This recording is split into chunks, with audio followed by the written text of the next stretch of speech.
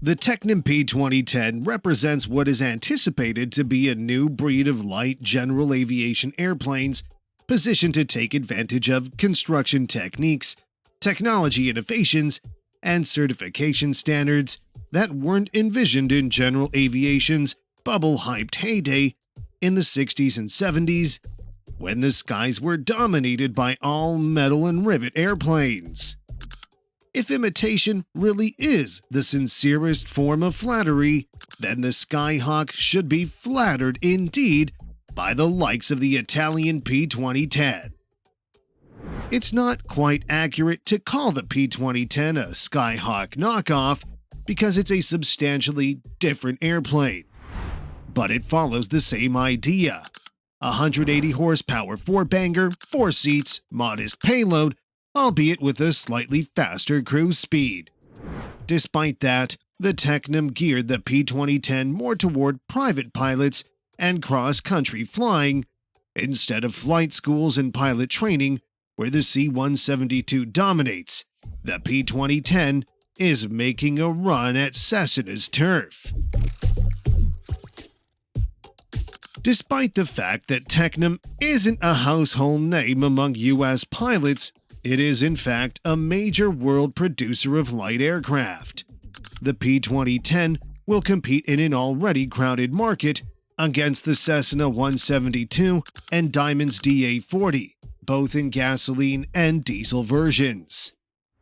It's generally comparable in price to the Skyhawk, about $400,000, typically equipped, but is $60,000 cheaper than the Diamond DA-40. Against the Skyhawk, the P2010 would have a constant speed prop at that price, but the Skyhawk would have a Sirius XM data link at the same price. Fully equipped, Piper's comparable Archer LX is also around the $400,000 mark. While Tecnam isn't the only company building both composite and metal airplanes, it may have been doing so for longer than anyone else. The P2010 can be thought of as a hybrid construction airplane. The fuselage and some trim parts are carbon fiber, with the fuse being built in 2 halves, joined, and cooked in an autoclave. The airplane's wings and horizontal stabilator are of conventional metal construction. As is usual for composites coming out of Europe, the fit and finish on the airplane appear to be flawless. The best thing about this plane is how you get into the back seat and baggage compartment. The P2010 has a third passenger access door on the right side, behind the co-pilot's entry door. It's large enough to shove big objects into the rear seats or for passengers to slip into the back. All things being equal, that door might give Tecnam a slight edge in selling against the 172 or the Archer. Diamond's DA-40, of course, has a large rear access hatch. The rear seats are comfortable, with good but not generous legroom once the forward seats are adjusted. The forward seats slide on tracks and can be elevated with a smaller lever on the right side of the seat bottom. They also recline. The doors have jam latches and a safety latch on the top, similar to Piper's products. The baggage compartment is accessed through a hatch on the right side or from the inside of the airplane by removing a fabric cover that doubles as a hat rack. The plane is as automobile as possible. Although it's spare in the way European cars tend to be, it's comfortable and adequately roomy. A center console extending aft even has cup holders, and there are individual reading lights and vents on the overhead. The landing gear is spring steel leaf type, joined to the fuselage in 2 pieces in a robust box under the cabin. Like everything else these days, the nose gear is castering and joins the rest of the structure at the bottom of the engine mount. Although it doesn't have a conventional oleo strut, the P2010 does have a shock absorber on the nose gear to soak up bumps and protect the firewall from hard landings. The wing-mounted fuel tanks are aluminum cells within the wing bays, with the fuel lines running from the tanks through the A-pillars into the engine compartment. For its class, The P2010 carries a lot of fuel, 62 gallons total, all but 1 gallon of it usable. That gives the airplane quite a bit of range and payload flexibility. The control surfaces are conventional riveted aluminum, albeit plumbed a little differently than on other aircraft. Cables are used to control a central control box under the cabin floor, and from there, a combination of cables and tubes are routed to the ailerons, rudder, and the stabilator. For pitch trim, the airplane has both manual and electric control of an anti-servo tab on the stabilator. Unusually, it has electric rudder trim too, and it turns out that it needs it. The panel is occupied by a G1000 suite, which is standard with the airplane, with the GFC 700 autopilot as a $30,000 option. European models can be equipped with the Garmin G500, and that option might be available for US aircraft as well. For ADS-B out compliance, the P2010 has a GTX 330ES transponder. A GDL88 is an add-on option for ADS-B in. Electricals are controlled by large, clearly labeled rockers on the lower panel, and, a nice touch, they're backlit for night operations. Breakers, again clearly labeled, occupy the far right panel and are easy to get to. The only things we found difficult to access were the parking brake lock, which is a long reach to a knob near the floor on the center console, and the alternate air knob by the pilot's right knee. The throttle is a T-handle on the center quadrant. The best thing about this plane is the flexible engine choice. You can get this plane with a 180 horsepower Lycoming IO360 and a 215 horsepower Lycoming IO390, or the 170 horsepower Continental CD170, which burns Jet A. The Continental engine decreases fuel consumption by up to 50%. An aircraft that burns just 5.2 US gallons per hour is no longer just a dream. The Continental engine model cruises at 140 knots, up to 18,000 feet, for over 1,000 nautical miles. The 215 horsepower Lycoming IO390 engine, on the other hand, allows the P2010 to ascend at 1,100 feet per minute and cruise at 146 knots at 75% power. On the contrary, the Lycoming IO360 180 horsepower variant is a more cost-effective and conservative alternative. Overall, the Tecnam P2010 provides a pleasant performance and easy handling for its users. Matching this unaltered, faultless performance with the preferred engine selection in just 3 different ways, owing to its appearance and smart wing design. From taxi to cruise to landing, the aircraft is simple to handle in every aspect of a flight.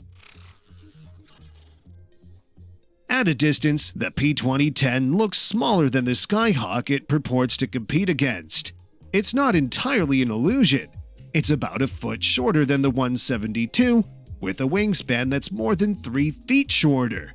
It also appears to sit lower on its gears, so the engine compartment, which has a nice clamshell access door with gas springs, is easier to access.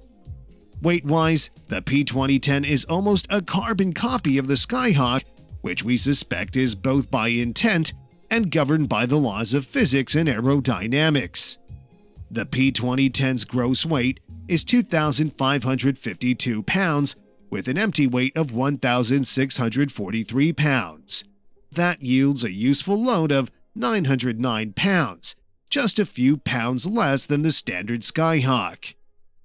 With full fuel, 372 pounds, the P2010 has 537 pounds left, or 3 people and some overnight bags.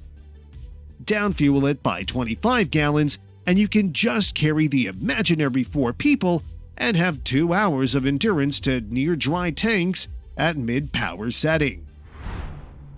The P2010's greatest strength is stability, which it has in abundance. It holds a trimmed airspeed with the will, requiring little pilot input even in a climb. In trimmed cruises, disturbing the pitch provokes a phugoid that damps almost completely in 2 cycles, which means that the airplane will be a standout for instrument training and instrument flight. Control forces are on the heavy side, with the rudder being the lightest and the roll the heaviest. Surprisingly, the airplane requires almost as much rudder input as a tail dragger does, and it takes attention to get a coordinated turn. There's no rudder aileron interconnect, and it takes tweaking the rudder trim to keep the ball centered. The initial flap deployment causes quite a bit of pitch up, but the second notch is less noticeable. This is comparable to a Skyhawk. So are the stalls. It takes work to get one to break, but they will if provoked. At 116 knots on a standard day, the P2010 calls for 11.9 gallons per hour against the Skyhawk's 9.9 gallons per hour at 119 knots. This is not a trivial difference. Over the course of an engine's TBO run, it's 4,000 gallons of gas more than $20,000 in the US. To be sure, the P2010 is faster than the Skyhawk, but the operator will pay for that in more fuel burned. Approaches are flown power off at about 75 knots from an 85-knot pattern entry speed. A no-drama landing seems easy enough, partly because the 2010 is so stable and the controls heavy enough to preclude over-controlling. It's one of the most trim, stable airplanes out there, and students should find it easy and safe to land. According to some pilots, if the vortex generators on the vertical stabilizer are not installed properly, they may cause airworthiness issues. Some customers expressed dissatisfaction with the length of time required to complete trim. The 180 horsepower variant with a fixed pitch prop is slow to get off the runway and slow in initial climb, particularly when more than 2 passengers are aboard. Who will buy this airplane? In the US, it probably will not be flight schools for the short term because Cessna is a stronger player there, primarily because it's a known quantity, and big schools are biased toward product support and dispatch reliability. A reasonably equipped P2010 will invoice similarly to the 172, so a buyer looking at both will look beyond the cost difference.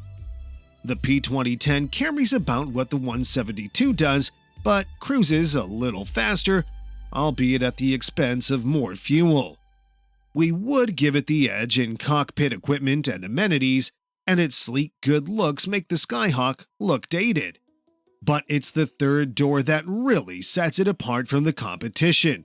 That alone might ring up some sales for Tecnam. If it's in my place to change something about the plane, then I'll change the prop for better climb performance. For normal density altitude, it's adequate, but in the desert or intermountain west, it could be marginal. Perhaps turbocharging or an upgraded engine could address that. The P2010 is a superb addition to the popular single-engine light aircraft market. Both the exterior and interior designs are beautiful, and the inclusion of a FADEC-controlled engine is the sweet spot of the model. The aircraft flies well and handles excellently. If you're looking for an alternative to the Cessna 172, then look no further. If you like our videos, please smash the like and subscribe button. You can also join us by clicking on the link next to the subscribe button. Thanks for watching.